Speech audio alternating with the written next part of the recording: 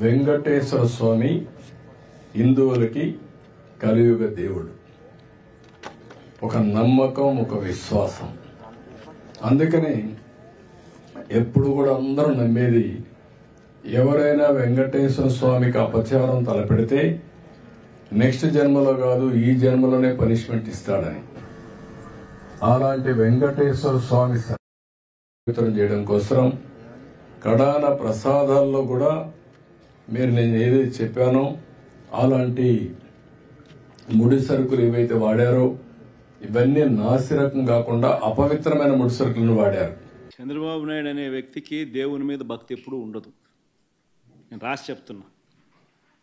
చంద్రబాబు నాయుడు అనే వ్యక్తి దేవుడిని రాజకీయాల కోసం ఉపయోగించుకునే అత్యంత హేయమైన మనసు కలిగిన వ్యక్తి. ఆ మనిషికి ఎప్పుడు భక్తి లేదు, భక్తి ఉండదు కూడా. అటువంటి వ్యక్తి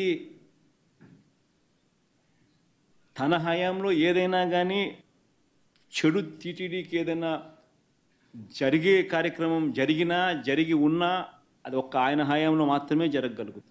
మిగతా ఎవరి హయాంలో జరగదు. ఎందుకంటే ఆయనకు దేవుడు అంటే భయము లేదు, దేవుడు అంటే భక్తి లేదు.